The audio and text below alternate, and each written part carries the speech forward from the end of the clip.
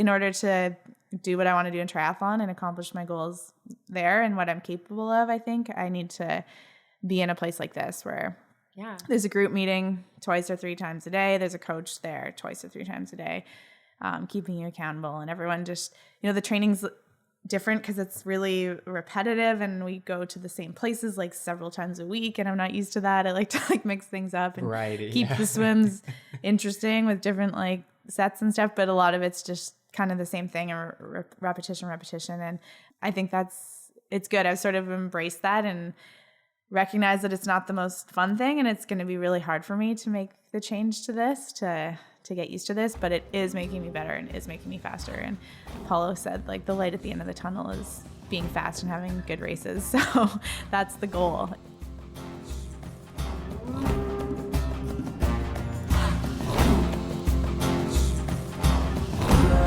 That was Paula Findlay, and this is the Yogi Triathlete Podcast. Welcome to episode 97 of the YTP. We are Justin BJ. We are Yogi Triathlete, holistic performance, triathlon and run coaching, mindfulness and meditation instruction, yoga and plant-based nutrition. Basically, everything to get your feet solid on the path to mastering not just your goals, but your life. You see, this earth we live on, it's just a school.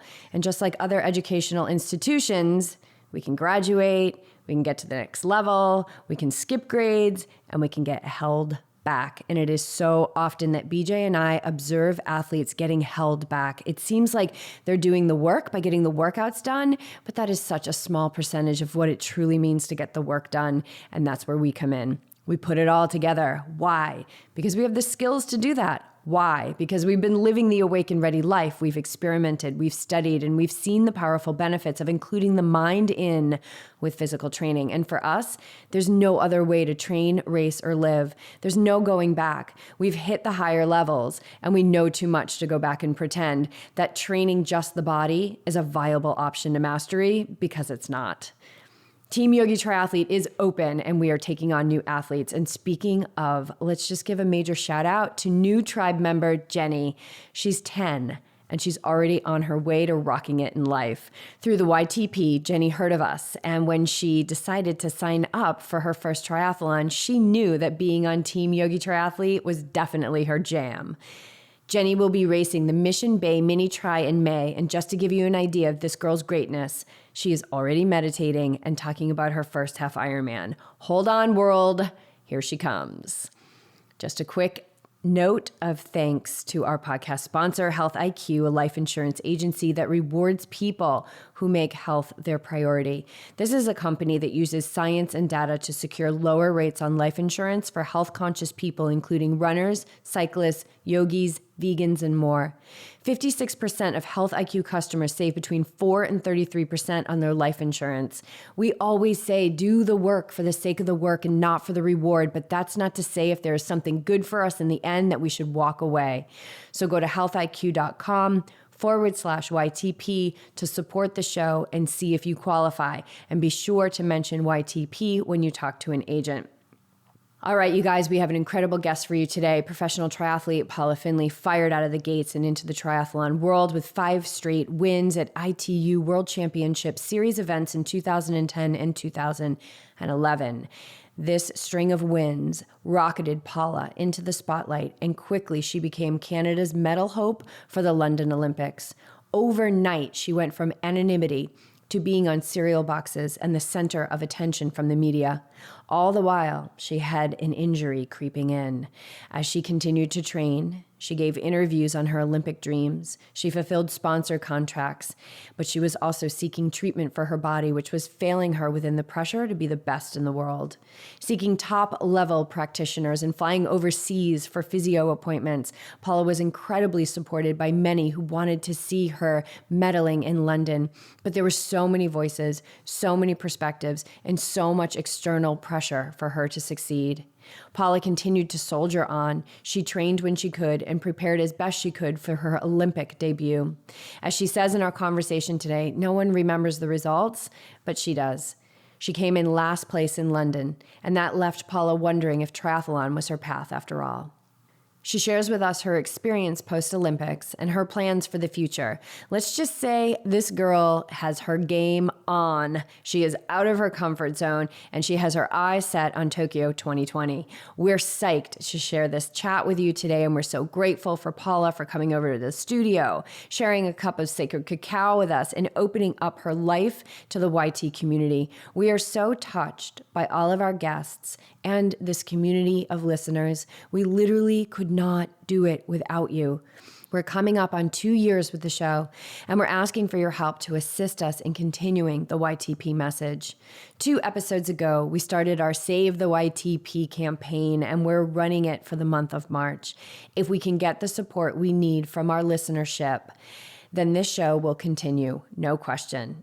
And basically, that is our intention. So I'm not even going to entertain the alternative. If you've been enjoying the show, if it's assisting you in making positive changes in your life, if you want to see the YTP continue to lead the charge on living purposeful, awake, and ready existences, then go to patreon.com/yogi triathlete and click on Become a Patron. Pick your level and then customize your amount.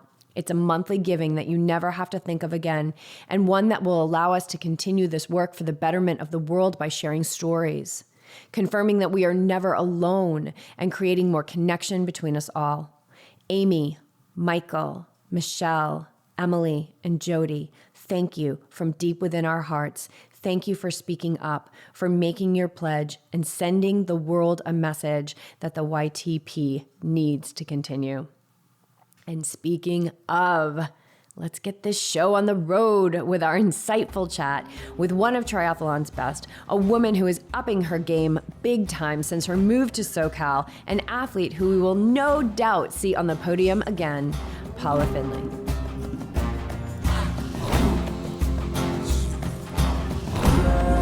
Welcome to the studio, Paula. Thank you. Happy to be here. Yeah, welcome to Carlsbad. Thank you. I know you're staying here for a few months doing some training. What do you think? You've been here before? You just came and checked it a couple months ago? Yeah, I've been here a couple times over the last few months, but made the drive down here from Boulder a few weeks ago to kind of train here more permanently through Vegas. Did you do that? Yeah, we went through Vegas and St. George, and it wasn't hot actually when we were driving. Yeah, we went in July. Oh yeah. Yeah, we were kind of in winter. My mom flew down from Edmonton to do the drive with me, and I've done so many road trips this year already. I drove my car from Edmonton down to Boulder, and this move was a little more unanticipated. It was kind of last minute, so she made that drive with me again, so it's always nice to have company. But yeah, super happy to be here. It's a lot different than Boulder, but a great place to train. The weather's awesome so far. The weather's awesome, although we've had rain lately. Yeah, rainy, but not... kind of goes away. I mean, look at it right now. It's gorgeous out. This is how it always ends up. Like this morning or yesterday morning, where you came home from the running and we were soaked. Yesterday. And then then around 10 o'clock, wide open. Kind of clears up. Yeah. And back home it's like -20, so I can't ever complain about this weather. Yeah, so you grew up in Canada. Edmonton? Yeah, I'm from Edmonton, Alberta. It's cold up there, girl. Yeah, it's wintry, but that's kind of all I knew until even Boulder's wintry, so I kind of just live every year with the seasons, and winter comes and you just dress warm and train inside, and that's how I've lived my life. So I don't know what California life is like. Somewhere you might be ruined. I know. I'm going to be. I mean, this is ideal for training, which is why people come here, which is why pros live here, why they come and they train here, because it is ideal. Like terrain is ideal. The weather is ideal, and just the facilities that we have. So you've been swimming at Alga Norte, which is a gorgeous facility, right? Yeah, you guys one of the nicest pools I've ever been in, like a huge outdoor 50-meter pool, and you don't find those in Canada anywhere. So yeah, I totally see why people come down here, especially in February, March, when it's icy and snowy back at home. It's nice to escape that. I just got back from Alga. It's just amazing. There's something about that pool, because I swim at Monroe too, which is right up the street here. Okay, yeah. But when I go to Alga, I love. There's something about it. It's fast, I think. It's a fast pool. I mean, I'm not fast in it right now, but it's a fast pool. I think so. I usually time my A sets to go to that pool to get the maximum amount of speed. Yeah, exactly. And Monroe is not a fast pool. It's a 25-meter pool. Yeah, I was there a couple of weeks ago. Okay. And the pool was closed, but Yeah, but there's something weird about that pool. It's not fast. Oh my God, I don't even have my belt buckled. It's really inappropriate as a podcast host walking around with my pants falling off. Oh my God. This is how we roll, my friend. This is how we roll. All right, so let's get into your story. Like, so you grew up in Edmonton. So did you grow up winter sports, that whole situation? No, I grew up as a dancer, actually, which is kind of random. But I was doing ballet and tap and jazz from when I was 5 till about grade 12, and started swimming when I was 11 years old competitively. So swimming and dancing overlapped for probably about 4 or 5 years, and came to the point in high school where I had to make a choice between the two because they were both huge time commitments, and I was also in high school, and there are only so many hours in a day. And looking back at it now, I can't believe I balanced all of them for that long, but decided to go the swimming route and stop dancing, and swam competitively through university and through my high school years, and started running a little bit in university and running with the cross country team and the track team, and tried a triathlon somewhere in there, and loved it and stuck with that. So kind of done, all 3 sports individually. So growing up dancing, though, this is interesting to me. You started so early, and like, I've worked with a lot of dancers, like as a massage therapist, which is what I did before I started teaching. Yeah. And like, as your body is growing and these muscles are developing and all of that, you've got incredible range of motion.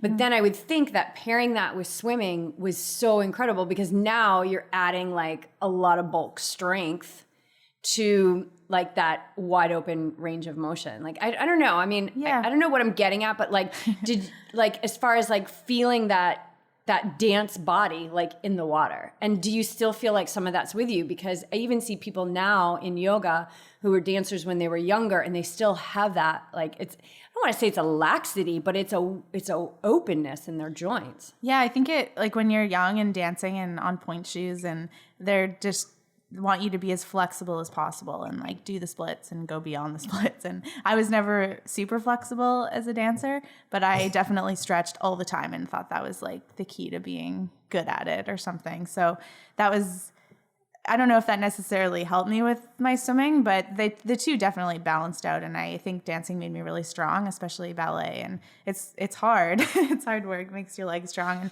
definitely helped my running once I started running. And core, like you had to have developed a really strong core. Yeah, young. And this is all when I was super young, like between the ages of you're like 8, 9, 6 years old and like rocking a 6-pack. No, not at all. But I mean, I wasn't even thinking about anything like that, strength or anything. It was just doing it and being active. And I know kids play sports all through their youth usually, and dancing was just my kind of sport when I was growing up. Do you feel like you still have like that good range of motion, because you're putting such a load on your body? And what I'm seeing like with the athletes that come to our classes is like the range of motion is ridiculous. It's just it's so narrow, limited. It's so limited, and I think balance too. Yeah, I think I still have maintained some of that flexibility and balance, and I think it may have contributed to some of my injuries that I've had over the last decade or so in triathlon. I would probably agree with that too. Yeah. So it's helped in some ways because it does keep me, mobile and everything, and my balance is good. But it can also be detrimental if you're super flexible and And you're not anti-yoga either, I hear. No, I like yoga too. But right now it's game on. Yeah, no more yoga for a little while. But I do like it and think it helps like mindfulness and body-wise. There's a lot of positives to it. And I do get into these stints of time, especially in the off season where I like to go several times a week. But right now, just putting that off for a bit. I did a big workout like we were talking about before yesterday, and the first thing I did, like off the run, we co-taught down in Encinitas at a studio. Yeah. And it's heated. So it was like 99, 100 degrees. I like that. Power yoga. And my body just sitting in that for an hour after straining it for 4 hours set me up for today. I went again this morning. Like set you up well for today? Set me up well for today. I feel that in the body, like it just, I don't know, maybe it's just the sweat and all the toxins come out of it. But this morning I did another class that even just hotter. Even that hotter. Studio is hot. Before I did any of my workouts, just Wow. to like wring it out, and I feel really good. Yeah. So I don't think it necessarily has to take away from training. No, not at all. I can add to it, but it is like physical exertion for 90 minutes. So. It is. Yeah, so that's the key as an athlete. Yes. Can you go into a class and take it easy? You know, I can in yoga because I totally too. Switch off my like competitive brain, and nobody, like, you just don't look at anyone else, and I'm totally there for myself. And usually it is just to like kind of recover and stretch a bit, and I don't spend a lot of time at home like on my foam roller or stretching by myself, so it's kind of a good excuse to go in for an hour without my cell phone, without thinking about anything else, with people around me who know nothing about triathlon, don't know who I am, don't know. It's a different vibe than going to the health club where we swim, where everybody knows who everyone is. So it was like a little bit of an escape from triathlon, which I like a lot about it. So I know there's like so many benefits to it, but it also takes time in the day and a bit of energy, and hard to do in the middle of the season, but good for certain points of time. Not when you're game on. When you're game on, you got to be focused, and that's yoga too. Like yoga is that one-pointed focus. And I want to get back into, you're growing up and you're swimming and all of that. But since you brought up the M word, mindfulness, do you feel that mindfulness that you've learned or practiced in yoga informs your racing and training? I think it's not even total mindfulness. It's almost like mindlessness. Like I think about less when I'm there, and I spend, this generation, I spend so much time on my phone, and especially being away from my friends and family, like FaceTiming, and that's how I communicate and stay in touch with people that I'm not with. So a lot of phone, electronic time, computer time, and that's like a way to not think about anything. And over the last 8 years, I've been injured a lot, and it also has been my escape from that a little bit. And I could always go and do yoga no matter how injured I was, I felt like, and didn't think about it for that 90 minutes that I was in there. So does any of it carry over into your training in racing? So like when you're in yoga, you're kind of like there. Yeah, right? Yeah. Like, and when you're training and you're racing, do you feel that same essence of the mindfulness, like the being present? Does that translate over into your racing and training? Yeah, maybe a little bit. I've been racing longer than I've ever done yoga for, so I guess so. So maybe even your ability to be present in your training and racing informed your yoga. Could be the other way around. Yeah, maybe. I get it. Like race mode brain is totally different than training brain to me. Like the time goes by quicker, and I'm just like super, super competitive. And when I'm out riding and training, like I was today on my TT bike, I'm way more nervous about like cars and things around me. But when I'm racing, that kind of all goes away. So, Where do you it's a different mindset. So it sounds like you drop, and I don't know if you want to fast, but you drop into race mode.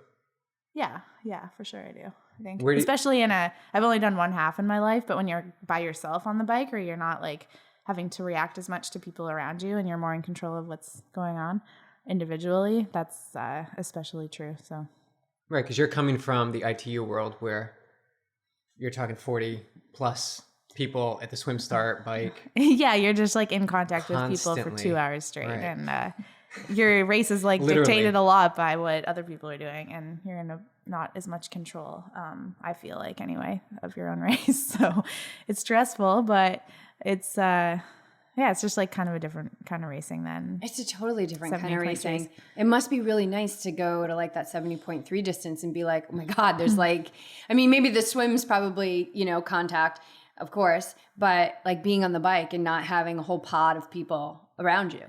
Yeah, but it's different. There's no drafting. Like it's a totally different kind of animal. Well, even the swim, you probably race as a pro. You are a pro. Yeah. So what is the field like at Austin? There was like 15? It's smaller, yeah. It's probably a quarter the size of the Yeah. ITU races I do, and in general, the swim's a little bit more chill. Yeah. I don't want to say it's like the easy way out. There's definitely still like 4 hours of racing is really hard, and running a half marathon at the end is a whole different kind of challenge. But the ITU world is it's like full on for 2 hours, and it's just getting faster and faster. When I was back in 2010, 11, when I was winning those races, it was kind of almost a different sport. It just keeps evolving every year and getting quicker and quicker. So got to keep up. You gonna say that? No, do you want to dive into that, or do you want to continue more? Yeah, let's I know. I think we can go off the rails with that, but I want to. There's no agenda. I want to get to. I'm going to get back to the roots. So you started swimming, and swimming eventually took over the dancing. And then where does triathlon come in? Because like when we talked to Eric, we talked to Matt, we talked to Taylor. And, you know, USAT has this great recruitment program that they all kind of, I think Eric did too, I'm not sure, that they all fell into, and it's really helps, you know, grooming these new athletes. How does it work in Canada? How did you get into this? Well, personally, I was a competitive swimmer, and I went to University of Alberta, to do my undergrad right after high school. And so I'm with the swim team, and at that point I had started running. So I was running with the cross country team and the track team. And the track coach at the time, Glenn Playfair, was also coaching triathlon, and he said, if you get a road bike and start doing triathlon, you could qualify for Junior Worlds this year. And I was like, yeah, right, that's not going to happen, but wanted to give it a shot anyway. I knew what triathlon was because Edmonton has a World Cup stop every year. Yeah. So I'd watched Simon Whitfield and Siri Lindley and all these people come to my hometown and race. So I was totally aware of what the sport was.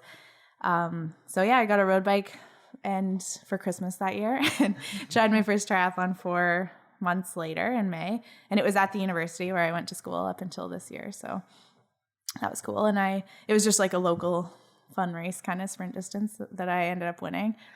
And then did the junior series that year in Canada and went to Junior Worlds, and it kind of just unfolded from there, I guess. I still continued swimming competitively and running competitively with the university teams all through my years at university. So I never really thought of myself as a triathlete. I was still like swimming at swim meets and going to track meets and going to cross country meets and doing triathlon in the summer and having a lot of success with it, but never fully focusing on swim, bike, run training. It was more just like trying to combine the swim training with the run training, and like sometimes ride the trainer because I was in Edmonton in the winter. But that's how it happened, I guess. When was this? What years? 2006 was my first one. Okay. So. And then under 23, you were under 23. 2009, I was under 23. Okay. So that was a couple of years later. Yeah, I went to Junior Worlds 3 times, and then under 23 once, and then Elite Worlds after that. So how does it work? Is it the same kind of thing with getting a pro card when you're in Canada? Like, how does that work? When did you go from, winning this local race to turning pro? Well, I don't feel like I turned pro until I moved to the US to train because we don't even call it that. I was just on the national team, and all the Americans love their labels. They love their labels. I guess so. I was like, I don't even think I'm a pro triathlete right now, but but you are. But I guess I am. You're hanging out with a bunch of pros. I'm in the pro field, but I don't know if I'm a pro.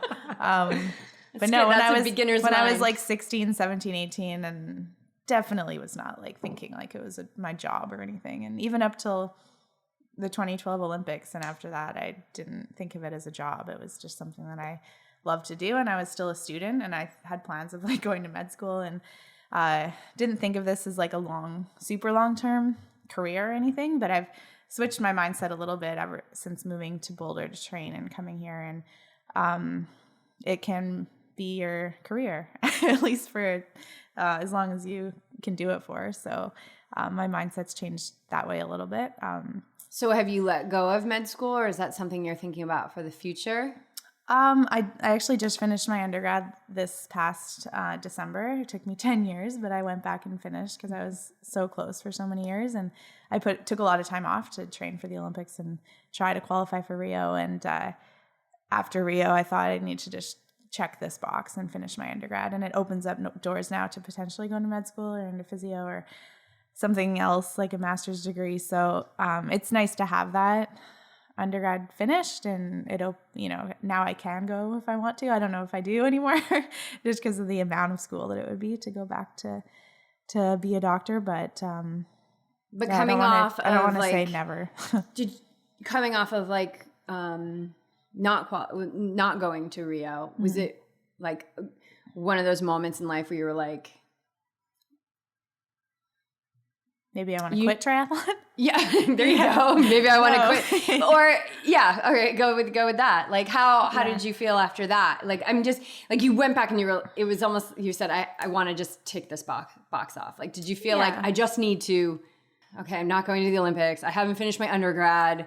Like what the hell am I doing? A little bit of that. And my parents are like extremely supportive of either with whatever I do, but there was a little bit of pressure from them too, like to finish the undergrad. And I also wanted to be back in Edmonton for certain periods of time because I'd just been like living in Victoria and not at home for years and years and years. So it was nice, almost a nice excuse to go home for 4 months or 5 months and be at home and be with my family and train with my old swim team and run teams and stuff and finish school at the same time. So I don't think it was a negative thing in any way. And I still was completely training through the whole thing. I didn't take time off triathlon or anything. But did it give you did it refresh your head? Like, did it refresh you mentally?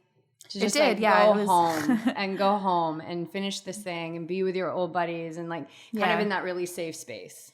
It was good. Yeah. And I think when I had my most successful years in triathlon, it was when I was a student in the fall and training and swimming a ton with the swim team and then racing in the summer and spring with triathlon. So it kind of brought me a little bit back to that structure of the year where I was at home in the middle of winter and going to school until April and then started my season a bit later, but had a lot of success later on in the summer. So yeah, I thought maybe that was a positive thing to bring myself back to that a bit instead of just trying to train hard all year and then getting injured in June and finishing my season early and just this endless cycle of of getting hurt. I think you really set yourself up well by going back and feeling that, I'll use the word again, feeling that safety and remembering when I was at my best, this is exactly what I was doing. And then you were able to complete something that you hadn't completed yet, and that's a huge, it's that puts you a level up, all right, I've accomplished that. Now I'm back, and it's and then coming back into the season with just being fresh and not, and coming from that place where you revisited where you had been so successful.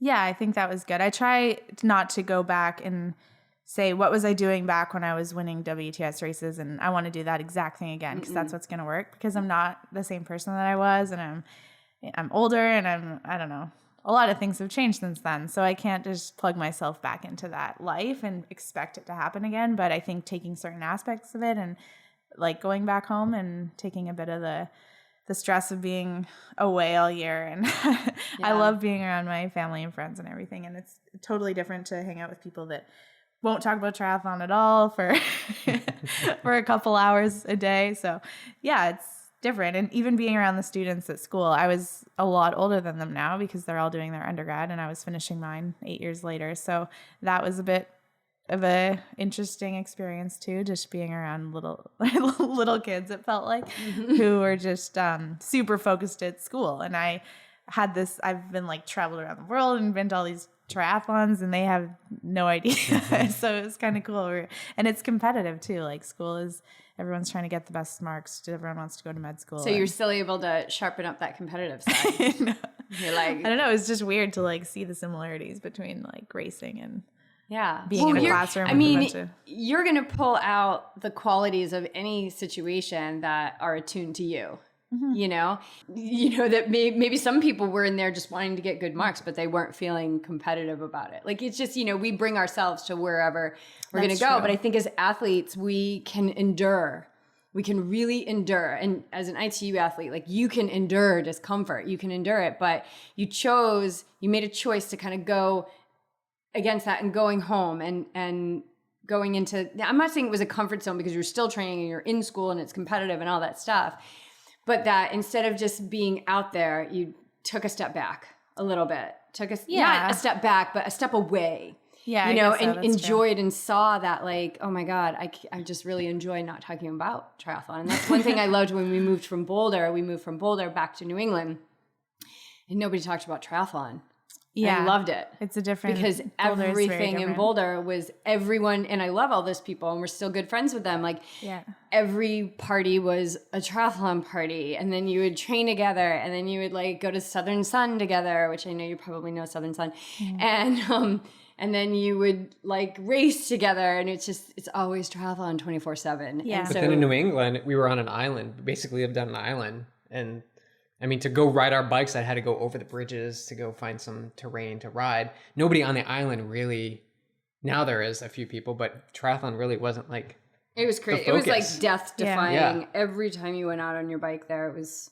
But it was kind of refreshing. Like it was your thing. It was our thing to step back. Yeah. From Boulder, life got easy in Boulder because everybody was doing the same thing. It was like I could live here forever. And when we left, I'm like, oh my God, I'm leaving Boulder. Yeah. Like, well, I just experienced this a couple weeks ago, and it's a scary thing to leave Boulder, especially even when I went back to Edmonton from Boulder. I was like super sad to leave and didn't want to, and was hanging on to everything I love about being in Boulder. But once you're out of it, you realize it's really healthy to get out of it for a little while. And it's funny that you say getting out of or coming home to a comfort zone, because Boulder has become my comfort zone, I think, and I go to Rally Sport every day, and the same people are there, and I know everybody who's there, and I'm friends with them, and I don't know, it gets easy, and the mountains are there. It gets easy. The healthy food is all right there, like Whole Foods every day. Yeah, Whole Foods every day. Yeah, there's always somebody riding. Always like out on the roads. Yeah, you always see people. Like, always. So when I was thinking about coming here and meeting with Paula, he said you need to get out of your comfort zone and make it happen. And I was thinking this is going to be like a logistical nightmare trying to move again, because I have been in Boulder for 4 years and I have so much stuff there and wheels and bikes, and my car was there, and I thought this is impossible to like pack up and move in 2 days. But when you want something to happen bad enough, you can make it happen. And I just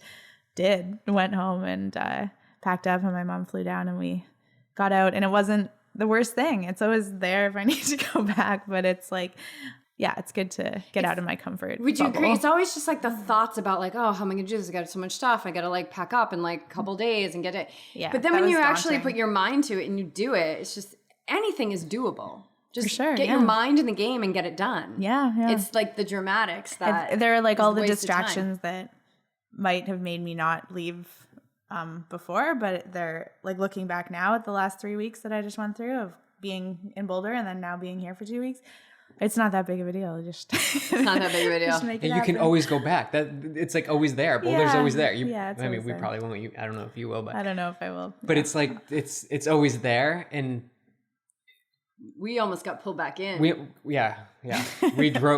sold everything and packed up. This is everything that we own is here. Yeah. We packed up our little car, moved from New England to here. We didn't know where we were going to live, but we stopped. It took 6 months to drive across the country. Oh, wow. We stopped back in Boulder. Oh, that's dangerous. It was super so dangerous. Maybe we should just stay here. Running into people. Right back in. Yeah. Running in. So you guys easy. back? Oh my God, you still practicing massage? Can I get an appointment? And I'm like, whoa. Like, you mean to tell me like we could move back here tomorrow and start like making money and be really, and then we were like, no.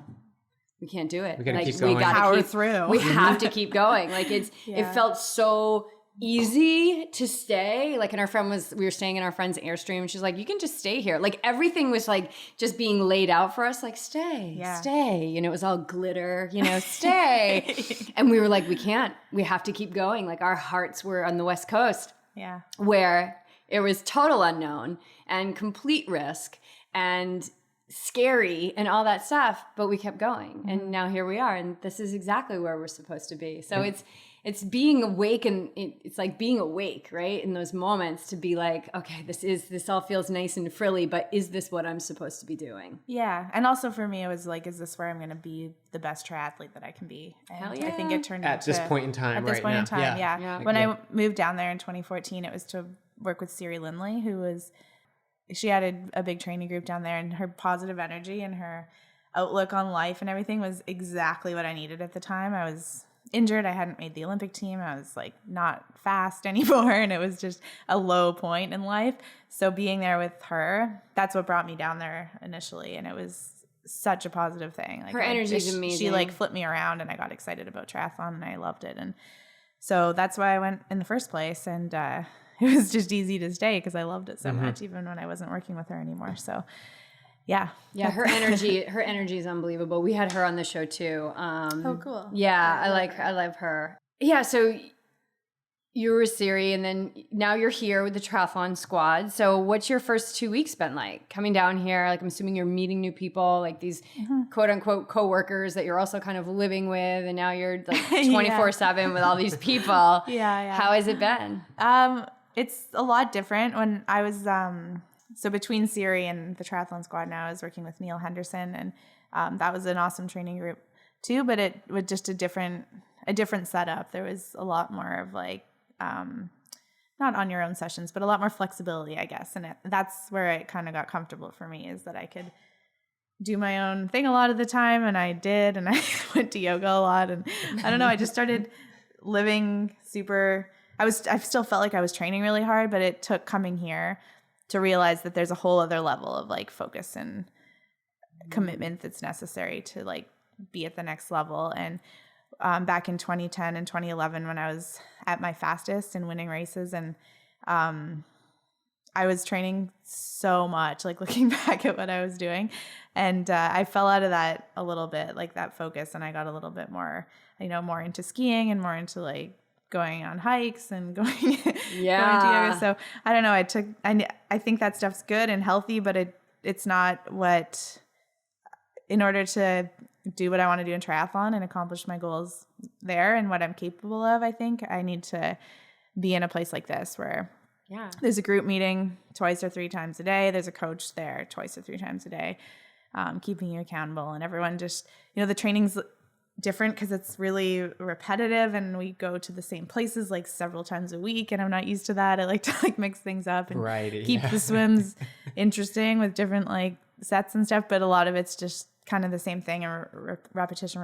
And I think it's good. I've sort of embraced that and recognized that it's not the most fun thing, and it's going to be really hard for me to make the change to this, to get used to this, but it is making me better and is making me faster. And Paula said like the light at the end of the tunnel is being fast and having good races. So that's the goal, is to come out on the other end faster. that repetition, that same stuff over and over and over again. That's mastery.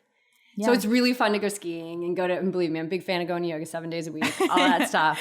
But those are distractions. They were distractions. They take you away from that one point of focus. And I'm thinking about like my meditation teacher, and if I start like with the Oprah Winfrey readings and the Deepak Chopra, he's like, "What are you doing? What are you doing?" Like, no. Yeah. You don't need to read any of that stuff. Just sit in meditation and have a one-pointed focus on getting, having a visit with yourself really deep every single day. And you do the same thing. Like I've been doing the same protocol in my meditations for, I don't even know, like well over a year. Like they'll advance and they'll shift a little bit. Yeah. But I know very well that I am not the one to ask for the shift or to level up, because that's just saying that you're not ready for it. You're looking for something more because your mind isn't strong enough to handle what you've already been given, which is repetition. Yeah.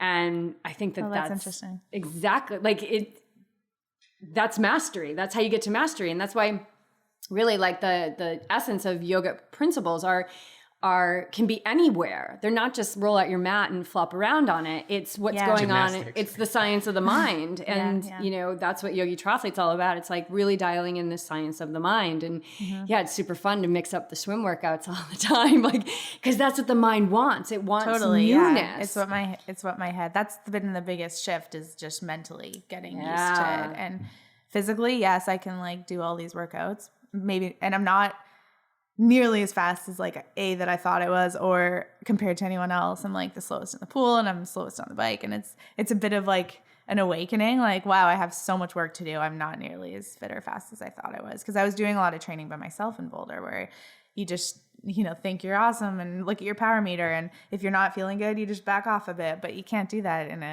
a group. And it's just it's like a awakening to the accountability is there. Totally. And accountable. And I can totally relate to what you're saying right now. It's just, you constantly need to have variety in being tested, right? And it sounds like you've had opportunities, even like the move, like these are like not fearful things, but it's like, how can I challenge you for the next thing? Like the universe is saying, okay, now you're going to move here. Yeah. Now you're going to jump in with a group. Now you're going to do the same workout over and over and over again. Like And any resistance, it just shows you falling back into your old pattern. Yeah.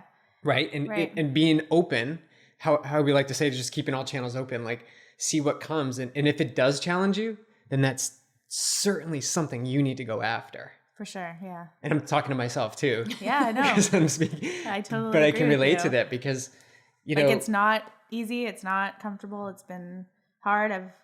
I really love the group and I trust Paula completely, and I have nothing to lose at this point. So I'm not like going and changing sessions secretly or like stupid things I did when I was like younger and a couple of years ago, and I just wanted to do like more running, so I'd go do it, and definitely not like into that anymore. Just gonna trust him completely, and I think that'll work. I'm really nowhere. I can't go down at this point. I'm healthy. And I love that everyone that we've interviewed on the squad, it's, you know, when we're trying to schedule the podcast, it's like, okay, well, I can do Tuesday, but I haven't gotten my workout yet. So when I get it, then I'll know. Oh my gosh, and I that love drives me crazy. Well, that's so good though. Like, how do I schedule this setup when I don't get my workouts till the night before? Are you listening to that, Yogi Triathlete Athletes? I know, that's how BJ coaches. That's how I coach. Oh, it is? Yeah. So Paulo emails us the night before, and here's the schedule for the next day. So it really just, this is life, right? Like, this is my life is triathlon. So I have nothing else to do in the day except train. So that's okay. You can put workouts at any time of day and I can be there. But in Boulder, I was like making appointments or like making plans with friends. And because I knew exactly what time and what the workout was, like weeks in advance. So easy to be distracted. Yeah. It's right. So he is making you guys make that training the priority. You know, because like, it is, yeah. But you'll have, it has to be. like, you've got some kind of structure, and like, you know that like Thursday is usually this and this, or right? Yeah, I'm like, sort of learning the layout a little flow. bit. Yeah. The flow. Yeah. There's some the flow of it. But I love that. That's the like, all of that is on purpose. It's not like he's like, oh, I got to do the plans. It's late at night. Like, all of that is on purpose. I know. He thinks, he has a plan. He's got a master plan. Yeah, it's a good plan. I like to think of it as. And it's just happened with a newer athlete. They want to know, like, okay, what's my long run or intensity going to be on Friday? And I don't want to give that to them because there's a purpose for Tuesday and Wednesday's workout. And if they see what's coming on Friday and they back off their intensity on Tuesday or Wednesday, then the purpose is it's not accomplished, right? And so it's a transition. So how have you? I know it's quick because it's just you're in it now. But how are you? It's still fresh. So how are you navigating it? How are you getting around it? Or how are you making friends with it? Or are you still? I don't know. I think it's just the not having other stuff to do. Really, it's like I've cut out a lot of like. I feel I don't even want to like say this on whatever, but I would like go on hikes in Boulder in the afternoon, like just because I loved being up in the mountains, and the trail was 5 minutes from my house. And this definitely wasn't part of my training to go on a 2-hour hike, but I would just do it because I was like, I am invincible and it'll make me fitter, and there's nothing bad that can come of this. But if I had energy to do a 2-hour hike in the afternoon, I probably wasn't training hard enough. So I've just cut all of that like excess stuff out, and it's been really good. And when I was at school, I was this past fall and then last year, I had a pretty like regimented schedule too, and I knew exactly what my classes were and exactly when swim team was training. And so I am like a planner and like to have times and know what workouts are happening. But it's kind of nice to have be able and free the next day to do all the workouts that he sends, no matter what they are, what time they are, or if it's a swim or a bike or a run, it doesn't matter. You know that he has thought it out, so you don't have to. Yeah, exactly, because he's the coach, right? So you just do what he says, right? Because you trust him. A good plan. So, he sounds amazing. But he's through this. It's the kind of the agitation of the mind to not know. Like, I want to know what my intensity is going to be on my run on Friday. Like, I don't know what athlete that was, but somebody asked you that. But that's the mind. That's the mind wanting to know. Like, your body doesn't really care. No, and your true self, who you truly are, you're just like chilling in the moment. You're always chilling in the moment, like who you truly are. So it's the mind that gets involved and like wants to know, because we're so hardwired to be comfortable We're so hardwired to avoid, we are hardwired to avoid pain and discomfort that it's painful for the mind not to know. So now that's an unknown. But I think it keeps you really focused. And it sounds like this is perfect for you. Like you're in the exact place you're supposed to be. I love this. Well, I'm glad you think so. We're really pleased.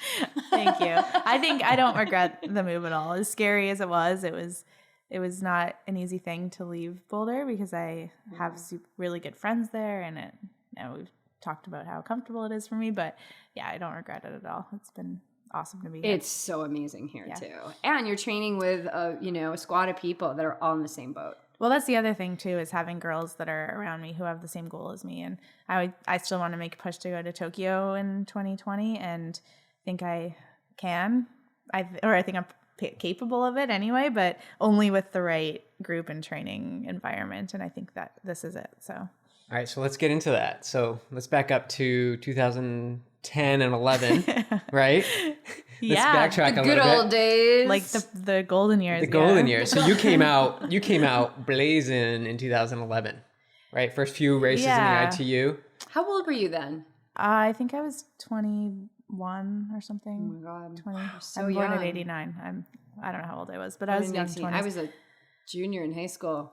Drinking Budweisers and wine coolers down at Sandy Neck Beach. All right, you were doing something totally different. You were a baby. But okay, so you blaze onto the triathlon trail and you definitely make a statement. Yeah, I went into my first couple WTS races and ranked really low, didn't know what to expect, no pressure, and won 5 in a row, I think it was. So it was, end of 2010, beginning of 2011. And that lasted that stint, and then I got hurt and the Olympics were coming, and I pre-qualified for London Olympics because of my success that year and winning the 3 races.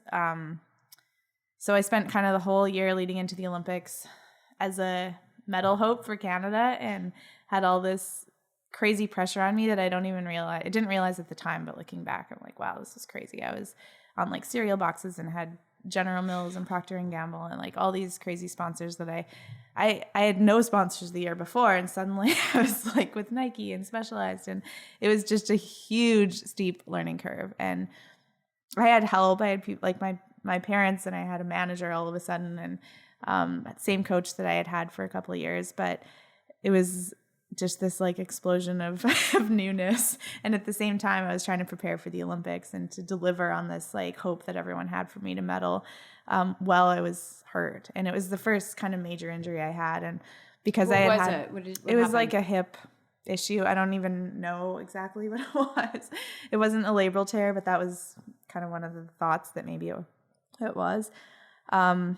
But I don't know if I managed it completely properly, or I for sure didn't because it dragged on for way too long. But I kind of tried to train through it. And when you're ranked number 1 in the world, and the World Championships are in a couple months, and that was the scenario I was in. So I was I for sure can get through this in a couple weeks, and I'm still going to fly to Europe and go to training camp, of course, because that's what I do. And I'm going to try to win the World Championships, and I'm so close.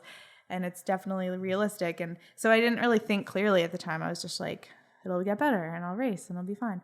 But it didn't get better for months and months and months, and the Olympics were coming up. And by the time London came around, I was healthy, it wasn't hurting anymore, but I just had missed so much training that year running. So I came last at the Olympics. That's amazing. I want to talk about that. But during that time where there's you're in the supermarket and you're on a cereal box and your hip is hurting. What craziness, right? So there had to have been, was there a part of you that felt you couldn't talk about it or express fully how you're feeling, or even maybe a part of you that was shutting it down, this is not this happening. doesn't exist. For sure it was happening. Yeah. I didn't ever mention it to any media. I did a lot of media stuff that year. I got really good at talking to cameras and microphones, and I'm not good at it anymore. But I did never tell anyone that I was hurt. And it was almost a way of not admitting to myself of how hurt I was. Were you seeking treatment? Were you in physio I had and stuff? Well, this is the other thing about being targeted as a medal hope for the Olympics, is you get all the funding and support you could ever imagine. So I was living in Victoria, flying on a seaplane over to Vancouver to see the the Canucks physiotherapist, like crazy things I was doing. Went to Ireland to see Paula Radcliffe's physio. Like I did so much treatment and seeking for help to try to fix this thing. And at the time I had been kind of funded and supported since I started the sport because I had success pretty soon when I was a junior. So I didn't really know any different, but I kind of took the backwards route because now I'm not on the national team and I'm not funded and not supported by Triathlon Canada. So I recognize now how lucky I was and how well supported I was by people around me. I'm getting a bit off track here, but no, this is really interesting to hear this this route that you went, and you're flying to Ireland. Like, look at the extent that we go to. Like, you're flying to Ireland for like a physio appointment when really what you probably needed was like time off. Yeah, and that's ultimately what fixed me in after. And London. Did you know that? Did you secretly just know that? Like, no, I didn't, and I didn't really know how bad it was, I guess, until it just like kept lingering and hurting so much. And I was in Australia for a bit, and one of the doctors said it was a labral tear, and he said he could operate on me that week. And this was like 4 months out from the Olympics. And I don't know, just all these things that I was going through as a 22-year-old and not I don't think I had like the skills to deal with that completely yet. I didn't end up having the surgery, and I don't think it was a labral tear, but there was also almost way too much noise in my head because I was getting advice from everybody and coaches and doctors that I was seeing and Triathlon Canada support staff, and everyone had my best interest at heart, but everyone also wanted to be a part of it, I think, because there was this potential story of me, medaling at the Olympics, and I had a lot of success. So it's almost like when you're on top like that, everyone wants in and everyone wants to be, which is great to have that support, but it was way too much. And I was confused out of my mind because I was getting so much advice from every single person. And everyone's just sharing their perspective. Everyone's just sharing their perspective. Right. And it was always different from. And you didn't have that one. You didn't have that one neutral. Well, it was my parents always, but they're also not complete. They're biased. They just want me to be happy. Like they don't care if I win the Olympics. It killed them to like see me traveling the world and being hurt and being sad and being like struggling like this for that year. So that it was almost harder for my mom than for me, I think, to watch this whole year unfold. But she's always been like the person I go to and for absolutely anything that happens. So yeah. So you show up to London and you're not 100%, but does everyone think that you're still? Yeah, it was still pretty fresh that I had won those races. So even I believed that fitness could carry over, and not even fitness, but just like being a racer. And I think that's been one of my strengths over the years is that even if training wasn't going great or I wasn't necessarily like the fastest swimmer in the pool or on the track, I could always show up on race day and deliver and have a good race. And the competitiveness would kick in. And I don't know, some people race better than I train, and that's definitely me. So I still had this crazy confidence and like maybe too much confidence that I could still like be very competitive at this race. It's probably your best friend now. It probably was, because if you didn't have that, you probably wouldn't have shown up. Yeah, no, I was pretty determined to show up. How did that day shake down? How'd the race go down? It's funny talking about this because it feels like so long ago. Like even the things I'm telling you might not be fully accurate because it's like such a blur. Yeah, and it's 6 years ago now. So like I think this is all right, but I don't know. It's a long, and I've tried to block a lot of it out because it's not like positive stuff, so much of it. So that question's going to be coming. So forget it. Just go forward. How the race went? I don't even remember, but I was not in the front pack on the swim, which was unusual for me. I was usually in the front pack. Got onto the run and had no energy, just completely flat, dead. Felt like I wanted to walk and quit. So I pulled off to the team doctor and said, I need to pull out of this race. This is so embarrassing and crazy. And the race was like 10 minutes up the road, not here where I am right now. So he said, if you have it in you, finish the race. You won't regret it at all. So I did. And the girls lapped me on the run. The girls that I had like beaten, 10 months earlier and wanted to be racing on that specific day. So that was rough, but I finished and I crossed the finish line in last. My parents were in the stands, and it was like I apologized after to the media, and it's funny being overseas at the Olympics, like they were in London, and I don't see the coverage on CBC back home, but there were like all these stories like with Simon crashing and me not like, finishing last, and I never saw any of that. But the outpouring of support when I like got back to Canada and rewatching all this stuff was just insane. Like so much love and support from back home for finishing, and I still don't feel like proud of that race by any means, but finishing was definitely the right call. And that support was always there for you. It was just showing up like in the hype, right? And then we put all this pressure on ourselves, like, oh my God, like everybody just wants to support you. And of course, like the companies want to get your name on their brand and all that stuff. And there's a business to it. And this reminds me a little bit of Siri's experience with the Olympic trials, where she just in Sydney or for Sydney. Before Sydney, where she just totally bombed and was just so devastated, and then realized that everybody still loved her. Yeah, that's what I realized after this, was that it wasn't like depending on me winning a medal. People didn't care about that. But man, your ego got checked. Big time. Yeah, it was so hard. How did you bounce from that? Did it take you a while? Like what were those? Yeah, I moved out of Victoria. Started working with Joel Filial, I think the year after. I found out after, this is like a whole other topic that we don't need to get into at all, but I had really low iron, like one of the lowest iron levels that the doctors had seen. Like, so I was at the Olympics, not in good shape at all as far as my health. So and that I will needed make you to feel completely spent. Fatigue. Yeah. So that kind of explains the way that I felt at that race. I think I was actually fitter than last place. Like I had some good training leading up to the Olympics. So the result was pretty shocking to me, but that it explained a lot when I went home and had some blood work and everything. So it just took that fall basically, or almost a whole year, to like get my iron levels back up and focus on my health. and yeah, it was hard, like mentally and emotionally getting over that whole experience. And do you remember, like, was there a turning point? Was there like a rock bottom? Was there a dark night of your soul? Was there I still kind of tried to remain fairly positive through it all. And that's kind of been the way I've dealt with a lot of the injuries I've had over the years, is like, forget about that and just move forward. And I don't know if that's exactly no, you want to focus on moving forward, and you focus on whatever it is in that moment that you can be grateful for. And so moving into the question I wanted to ask was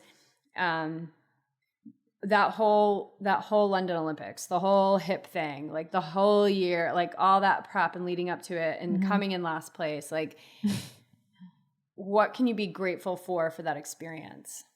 Being an Olympian is something that I didn't till recently appreciate, that's really cool. And people don't remember the results from London like at all, or really the story or anything. So I think it's been useful for inspiring younger athletes, and especially locally in Edmonton. I think now that we have a WTS race and a lot of kids of steel, like junior athletes coming up the ranks. And so it's cool to kind of be seen as a role model, I guess, in that sense, that I've been to the Olympics, and that's the goal that a lot of these kids have. So yeah, that's a positive going. Yeah, absolutely.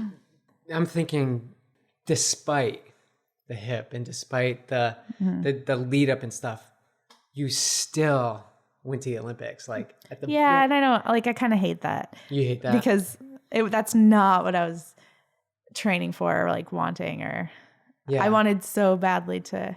I don't know. Yeah, I went to the Olympics, but it was not at all a positive experience. You wanted so badly to what?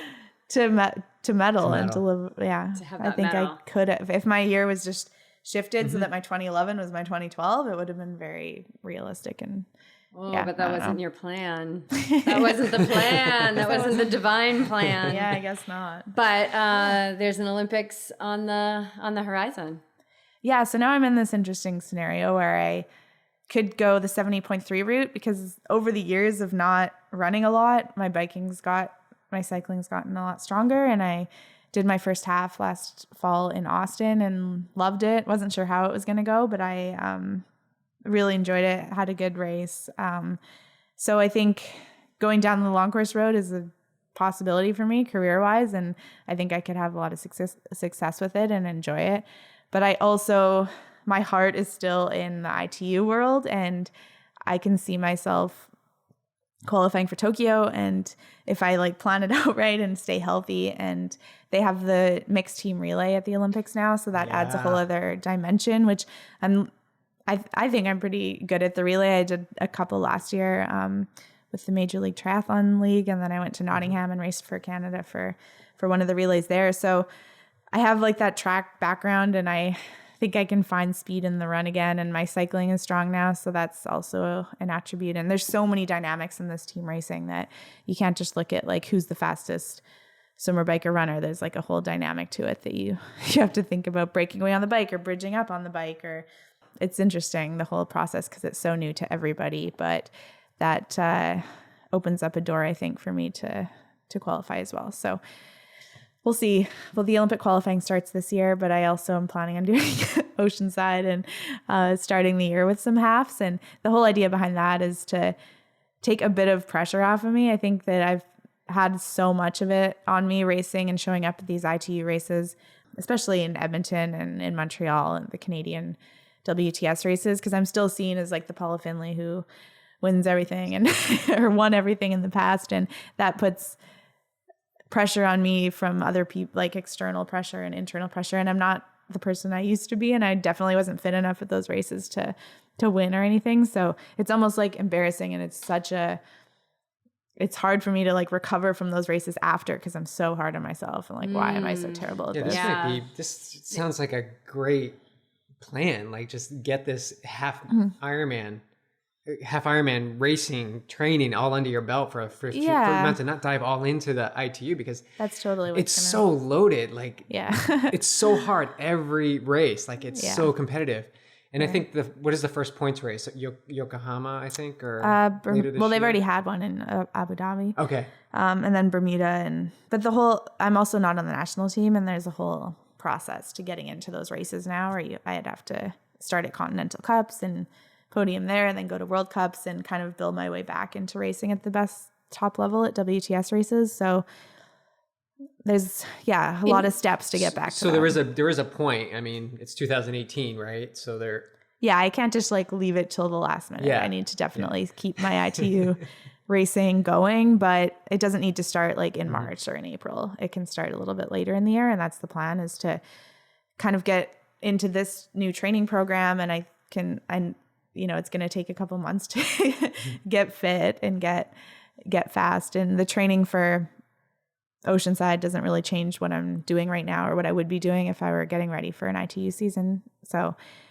it's interesting. It's overwhelming to think about the season and to like think about where I'm going to be and what I'm going to be racing, but it doesn't change what I'm doing tomorrow, is basically how I calm myself down, is that I'm going to wake up tomorrow and I'm going to get the email tonight about my training tomorrow. And that's not going to change regardless of what race I do in September. So that's the process right now, is just keeping it really simple and waking up and doing my job and like all these things that Paula says. And I think that's one of the things I love about you getting your workout tonight. It keeps you in the moment, and like when we had Matt here and we did our interview with him, we were talking, big vision and all of that. And then he was like, but all I know is that tomorrow I'm going to have a really hard workout. Right. And like, that's what I need to attend to now, because but there's this balance, right? We've got to hold that vision.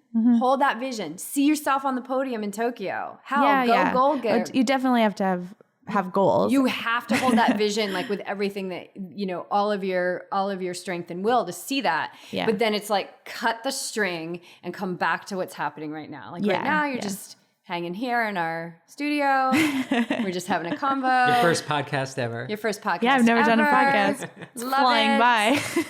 And the fact that people, we put pressure on ourselves. That's what we do. But that people believe in you and they see you as that athlete of 2010 and 2011, that's really good energy to have behind your back. And I know that we can flip it and we can put it into pressure, but everything gets carried into these into this resonance into the universe. And all of that propels you forward. All of that helps you. So it's like, sometimes when I work with my meditation clients, like one of the biggest piece of homework I give anyone is like, when someone gives you a compliment, just say thank you. Like, take it, because that's amazing momentum. That's true. I'm not good at that. Yeah. Okay. Well, there's your homework. Yeah. Right? Next time somebody gives you a compliment, you say thank you. That's all you say. You don't like give them another compliment back. Like you didn't. Right. And not, or say like, no, that's not true. I'm actually not good at that. because those people are seeing it, but we're the last ones to see it. Yeah, it's true. And so you're doing a ton of like this incredible mind training just being on this squad, but that the mind training of love and belief in ourselves is like the biggest that we can do. And when we see it around us, it's easy to transmute it into pressure. But if we see it around us as like, ooh, I could hop on that train and carry that momentum that's already like a steam engine going down the track. And what if I just hopped in front and I wasn't the caboose anymore, and I just like led that train and I had all that power behind me? Yeah. Cool. It's just watching when we put pressure on ourselves. And I do believe that pressure is good in the way that it keeps us alert and it keeps us awake, right? And like that you're not going to be on the pontoon, like, just kind of like chilling, looking around. Yeah, like you need to be awake and ready in that moment. You need to have that acuteness, to your ability to be alert. But yeah, like watch those compliments. That's going to be your homework. That's not that we're here to give homework, but we kind of do that. No, I like that. We kind of do that to people, especially our amazing athletes that we have on this show. There's always some nugget that comes up. I know Taylor is now sketching and we were talking about that on her podcast. Like she had gotten away from like that love that she has for architecture and sketching and now she's doing brought that her again. back to it. That's cool. Yeah. That was one of our homework. I'm not taking credit for her doing that. I'm just saying that we her had next talked about that. That's worth millions came from Dedicated to me. Dedicated to you. Really nice. Yeah, I'll be looking forward to that, Taylor. Cool. All right. Tokyo. So Oceanside, we will see you there. Yeah. But it won't be the first time we race, because we raced Boulder Peak last year. We drove to you? Boulder. Oh, yeah, that's right. And you won Boulder Peak. I won the famous Boulder Peak Triathlon. Yeah. Was that the first time you had done it? It was, yeah. Oh, that's a great race. Yeah, it was super So fun. awesome, And and the guys that took it over, Lance. They're so awesome. Without Limits. Mm-hmm. Yeah, those. And I'm sure you know Barry, of course, the mayor of triathlon. Yeah. But Oceanside. Beach will be racing. Yep. Clark and I will be out there supporting. We'll be running the info booth for the 2 days. If you have any questions or you need any positive momentum, you just come to us and we'll give that to you. I will for sure do that. Yeah. I'll need all the positive momentums. Oh, we'll be totally surrounding you in it. And Eric's going to be racing, which is super cool. Eric's racing. Anyone else from the squad racing? Jen Spildinner is racing. Okay, so that's cool. We're like team time trial right now because we are the only ones on our time trial bikes, so it's kind of fun. Nice. Everyone else is on the road bikes. And then do you have another 70.3 in mind? Possibly St. George. I'm going to race Huntington Beach, the Olympic distance escape series, middle of April, which is just up the coast. So the first 2 races I'm doing are like driving distance away, which is cool? So great, right? Very convenient. Nice, takes the stress of travel away. And maybe St. George. Let's just see how Oceanside goes. Yeah. Doesn't change what I do tomorrow, I guess. Exactly. That's my constant what I'm thinking. So exactly. All right. Thank you for having me and talking to me and taking interest. Oh my gosh, are you kidding me? We're going to be screaming loud for you on race day. Thank you. In Oceanside, and we're just so grateful that you're here. So thank you for coming to Carlsbad. Thanks, Paula. Thank you. Thanks so much, you guys. We hope you enjoyed the episode. We'll be back next week with our March installment of Ask the YTs. If you have questions about training, meditation, mindfulness, plant-based nutrition, or how to be an awake and ready human, send them over and we'll flesh them out for you on the show. Thank you for making your pledge to Patreon. We are in deep thanks of your support. That is already here. We know that support is already here.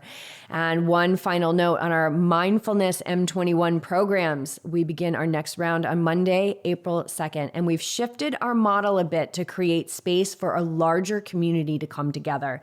This is a revolution and it will not be stopped. Check out the show notes for the link to check out the M21 challenge and sign up today. All right, that's it for this week. You guys, make time to have a visit with yourself every day. Get still. Start with one conscious breath to decelerate fully into the moment so that you walk into your day from a platform of calm.